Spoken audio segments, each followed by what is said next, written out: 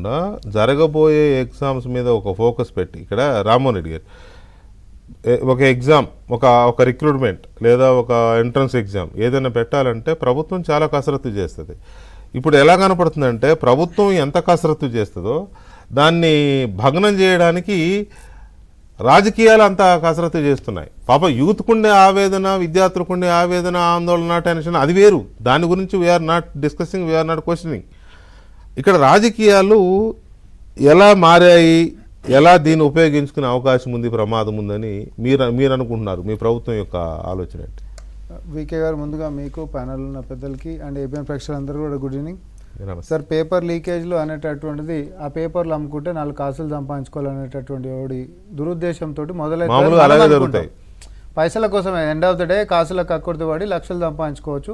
అందులో mode of ఎగ్జామినేషన్ని బట్టి అది మెడికల్ అయితే ఒక విలువనో లేకపోతే ఇంకోటి అయితే ఇంకో విలువ అనేటటువంటిది 10th క్లాస్ నుంచి మొదలు పెట్టుకుంటే ఇప్పటిదాకా గత 10 సంవత్సరాలు కూడా గవైంది. 10th క్లాస్ నుంచి మొదలు పెట్టుకుంటే ఇక్కడ ఎంసెట్ 2016 అయినా లేకపోతే టీఎస్పీఎస్సికి సంబంధించినటువంటి అనేక ఎగ్జామినేషన్స్ ఏవైతే ఉన్నాయో అవన్నీ కూడా క్వశ్చన్ పేపర్లు లీక్ అయినాయి. మీరు ఇందాక ఒక చక్కటి అంశం అన్నారు, అధికారులు వాళ్ళే ఉంటాయి, ఎడ్లు అదే ఉంటుంది, నాగలు అదే ఉంటుంది, దున్నేటటువంటి వాళ్ళ చేతులనే ఉంటుంది, అది ఎట్లయితుంది పొలం అనేటటువంటిది. సేమ్ పాలకుడు మంచోడు అయితే లీకులు అనేటటువంటిది లేకుండా చేసేటటువంటి ఉంటుంది. సేమ్ అట్లనే గ్రూప్ 1 10 ఏళ్ళ వాళ్ళు పెట్టలే, మనం పెట్టినాము, నోటిఫికేషన్ ఇచ్చినాము, 6 నెలల ఇది ఎగ్జామ్స్ పెట్టినాము, ఫలితాలు ఇచ్చేసినాము, కొలువులు కూడా ఇచ్చినాము, ఈరోజు ట్రైనింగ్ చేసుకుంటారు బ్రహ్మాండంగా.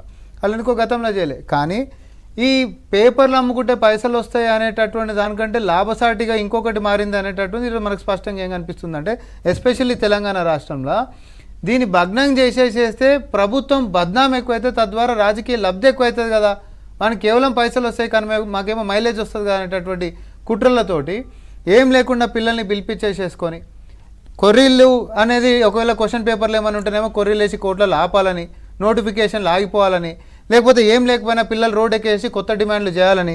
సరే, ఇప్పుడు మనం వచ్చిన తర్వాత 7437 పోలీస్ కొలువులు వేసినాం మనం, 7437 పోలీస్ కొలువులు. గత ప్రభుత్వానికి మాకు ఇప్పటికి తేడా ఏందా అని అంటే, ఒకప్పుడు అసలు నోటిఫికేషన్లే దిక్కులేవు, అడగనికే ప్రజాస్వామ్యం కూడా దిక్కులేదు, రోడ్లెక్కి కొట్లాడేటువంటి పరిస్థితే లేదా.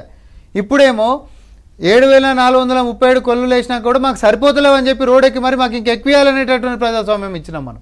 ఇక్కడ మాకు నోటిఫికేషన్ ఇస్తలేరు అనేటటువంటి వ్యవహారం కాదు, మాకు ఇంకా కొల్లులు ఎక్కువ కావాలనేటటువంటి రోడ్ ఎక్కి కొట్లాడుతున్నటువంటిది. అయితే ఈడ కూడా చలో అట్లా కూడా మనం ఏమంటున్నామంటే, వాళ్ళకి ఏదో ఈ సీజన్కి మొత్తానికి 5 సంవత్సరాలకు ఒకటేసారి ఇచ్చేది కాదా, 6 నెలలకు మళ్ళీ పడతాయి అనేటటువంటి ఒక అష్యూరెన్స్లు కూడా మనం ఇస్తున్నాం. కానీ రాజకీయంగా లేదు దీన్ని పెంట చేయాల్సిందే, వాళ్ళు ఇయ్యరు, వాళ్ళు ఇయ్యనికే లేదు, ఈ ప్రభుత్వం వైఫల్యం అయిపోయింది. ఉదాహరణనే నేను చెప్తా. మొన్న రీసెంట్గా టీచర్లకు సంబంధించినటువంటిది ఫిన్లాండ్ తర్వాత జర్మనీ నుంచి పోయి వచ్చినటువంటి టీచర్లను ఉద్దేశించి గౌరవనీయులు ముఖ్యమంత్రి వారు రేవంత్ రెడ్డి గారు ప్రసంగిస్తూ గంటసేపు మాట్లాడింది పెద్ద మనిషి. ఆ గంటసేపు మాట్లాడినటువంటి దాంట్లో ఒక స్టూడెంట్ మీద మనము 1,08,000 రూపాయలు ఖర్చు పెడుతున్నాము. ఇంత ఖర్చు పెట్టినాక కూడా పాపం బీటెక్ తర్వాత వచ్చిన తర్వాత కూడా ఒక అప్లికేషన్ ఫామ్ నింపుకోలేనటువంటి అవుట్కమ్ మనం ఇస్తున్నామంటే, ఈ వ్యవస్థలో ఉంటున్నటువంటి ఒక రుగ్మత ఏదైతే ఉందో అది క్రిమినల్ వేస్ట్. అంటే మనం ఇంత వ్యవస్థ రన్ చేస్తున్నప్పుడు కూడా క్రిమినల్ వేస్ట్ అనేది తన యొక్క విధానం మీద, అంటే కరెక్షన్ చేసుకోవాల్సినటువంటి అంశం మీద.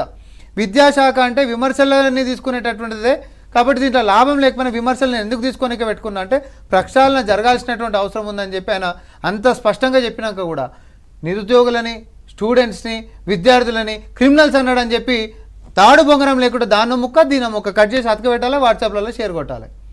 ప్రభుత్వాన్ని జస్ట్ బట్ట కాల్చి మీదేసి బురద జల్లిచ్చిందాక పెద్దలు చెప్పినట్టుగా 100 మందికి పంపిస్తాం, 90 మంది నమ్మకపోయినా 10 మంది అయితే నమ్ముతారు కదా, నమ్మినంతో మొదలు పెడదాం పాటు. ఈ ప్రభుత్వం మొత్తం ఏమంటారు స్టూడెంట్స్ని తిట్టేసిందనో లేకపోతే ఇంకోటి వెళ్ళిన దాన్ని చచ్చిపోండి అని చెప్పి మేడం విద్యార్థులు అన్నట్టనో, నిన్నవి విద్యార్థులకు ఎందుకు ఆపాదిస్తావు, నీ వైఫల్యాలను వాళ్ళకి ఎందుకు ఆపాదిస్తావు? ఈయన క్వశ్చన్ పేపర్ ఇది సూసైడ్ నోట్ అని చెప్పి అటెంప్ట్ చేసినటువంటి దాంట్లో అదృష్టవశాత్తు ఆ పిల్లాడు మంచిగా అయిండు, ఖమ్మంకి సంబంధించి. కేటీఆర్ గారు ఇట్లా చూపించుకుంటూ మాట్లాడతాడు, రేవంత్ రెడ్డి గారు మీకు తెలుస్తుందా ఆత్మహత్య యత్నం జరిగింది చూడండి అని.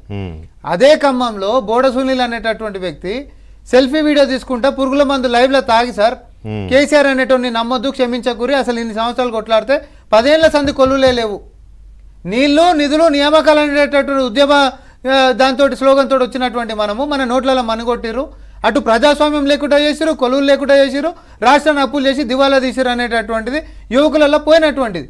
ఇప్పుడు ఏం నేర్చుకున్నారు?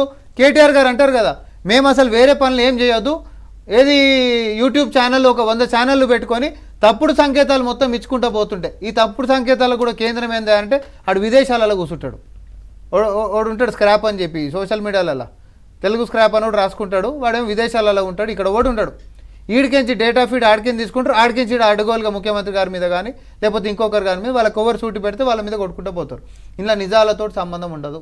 కండిషన్ ఏంటంటే దీంట్లో నిజాలు చెప్పబడవు అనేటటువంటి దాంతో వాళ్ళు చెప్పుకుంటూ పోతూనే ఉంటారు. ప్రభుత్వాన్ని బద్నాం చేయాలని ఎంతకైనా తెగిడిచేటటువంటి వీళ్ళు ఉద్యమ సమయంలో కూడా కిరోసిన్లు పోసుకునే తప్ప అగ్గిపెట్టెలు వీళ్ళకి దొరకలే. కానీ దాంతో ప్రేరితమైనటువంటి యువత మాత్రం పాప తగలబెట్టుకొని చచ్చారు. తెలంగాణ వచ్చిన తర్వాత వీళ్ళు ఆత్మ బలిదానం మీద అమరవీరుల సమాధుల పునాదుల మీద అధికారంలోకి వచ్చిన తర్వాత వాళ్ళ గుర్తింపు ఏదా అంటే అడ్రస్సులు దొరకలేవని చెప్పినటువంటి వాళ్ళు. ఇది ఫక్త్ రాజకీయ పార్టీ ఉద్యమ పార్టీ కాదని చెప్పి డిక్లేర్ చేసినటువంటి వాళ్ళు, పిల్లలకి కొలువులు ఇవ్వనటువంటి వాళ్ళు, ఇచ్చేటటువంటి కొలువులను కూడా క్వశ్చన్ పేపర్లు లీక్ చేసినటువంటి వాళ్ళు. వీళ్ళు ఈరోజు మా కాడికి వచ్చేసేసి ఒక లీకేజ్ లేకుండా మనం చేస్తే ఉత్తగా నేను ఆదిలాబాద్ లీకేజ్ అయిపోయింది ఉత్త బద్నాం. నువ్వు జస్ట్ మెసేజ్ పెట్టు, అక్కడ కంప్లైంట్ ఎవరని ఇచ్చిండ్రా, మీరు అన్నట్టు విద్యార్థులు ఎవరని బయటకు వచ్చిరా, ఏది లేదు. మీరు అనేసేయండి, మీరు రోడ్ల మీదకి ఎక్కేసేయండి, మీరు కొట్లాడండి, మేమున్నాం మీ వెనకాల అనేటటువంటి భరోసా ప్రభుత్వాన్ని నిందించుడు, ప్రభుత్వాన్ని బద్నాం చేసుడు, ఆ పిల్లల యొక్క జీవితాలతో ఆడుకోవడం తప్ప అంతకుమించి ఏమైనా ఉందా? ఏముంది, ఒక అనుమానం అనేది బయలుదేరిన తర్వాత అయ్యో నిజమే కావచ్చు, లీక్ అయిందేమో, నేను ఇంత కష్టపడి రాశానని చెప్పి ఆ షార్ట్ దీంట్లో సూసైడ్ చేసుకుంటే దానికి ఎవరు లీక్ అవ్వకపోయినా ఆయనటి ప్రచారం చేసిన ఆ పర్టికులర్ పార్టీ బాధ్యత వహిస్తుందా, లేకపోతే నిజంగానే లీక్ అయితే ప్రభుత్వం బాధ్యత వహిస్తుందా, ఎవరు దీనికి బాధ్యులు అనేది ఒకటి అంశమైతే, ఈ లీకేజీలు అనేవి జరగకూడదు అని పదే మనం డిమాండ్ చేస్తూనే ఇక లీకేజీలు జరిపించడం ద్వారా రాజకీయం చేయాలి అనే రాజకీయ స్వార్థ శక్తులు బయలుదేరుతున్నాయి అనేది చాలా క్లియర్ ఇండికేషన్స్ వస్తున్నాయి. చాలా క్లియర్ ఒక పక్కేమో యువతరం దీన్ని పోరాటం కొనసాగించాలి, ఇటువంటి జరగకుండా నాట్ ఓన్లీ లీకేజెస్, అన్ఎంప్లాయ్మెంట్ కానీ లేకపోతే సామాజిక పరమైన ఇతర అంశాల మీద మనం పోరాటం చేయాలి, రాజకీయ పార్టీగా మారొద్దు అని కాక్రోచ్ జనతా పార్టీ వాళ్ళు ఆ రకంగా సిద్ధమవుతుంటే ఇటువంటి వాటిని అడ్డం పెట్టుకొని ప్రభుత్వాలని బదనాం చేయాలనేది పొలిటికల్ కాన్స్పిరసీస్ జరుగుతున్నట్టుగా మనకి కనబడుతుంది క్లియర్గా. దీని మీద ఇంకొంచెం లోతుగా విశ్లేషిద్దాం ఒక చిన్న బ్రేక్ తర్వాత.